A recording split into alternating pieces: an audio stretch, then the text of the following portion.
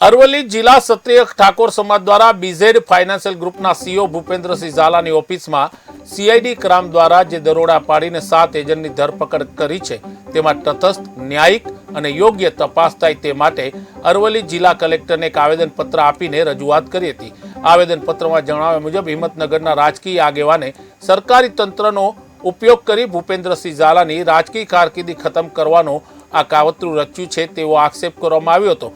ત્યારે તેના માટે યોગ્ય તપાસ થાય તે માટે અરવલ્લી જિલ્લા ક્ષત્રિય ઠાકોર સમાજ દ્વારા એક આવેદનપત્ર આપી ભૂપેન્દ્રસિંહ ઝાલાના સમર્થનમાં રજૂઆત કરવામાં આવી હતી।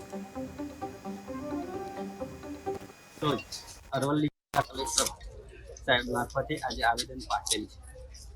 બીજેડ ગ્રુપના સંચાલક થોડા દિવસો અગાઉ દરોડા પાડ્યા, જે એની ઓફિસો સીઝ કરી, ગાડીઓ સીઝ કરી, જપ્ત કરી લેવામાં આવી। તો ઠીક છે, આજે 2016 થી ભૂપેન્દ્રસિંહ ઝાલા આ બીજેડ ફાઇનાન્સ ચલાવતા અને આજ દિન સુધી ચાલતું હતું। સાચું ખોટું તંત્રનું તપાસનો વિષય છે, પણ જ્યારે નનામી અરજીથી સીઆઈડી ક્રાઇમે ગાંધીનગરથી અમને દરોડા પાડ્યા, એ એક રાજકીય ઇશારો હોઈ શકે છે। એના અનુસંધાને અને આજ રોજ અરવલ્લી અને સાબરકાંઠા જિલ્લા ક્ષત્રિય સમાજ દ્વારા માનનીય કલેક્ટર શ્રીને આવેદન પાઠવેલ। આજ રોજ અરવલ્લી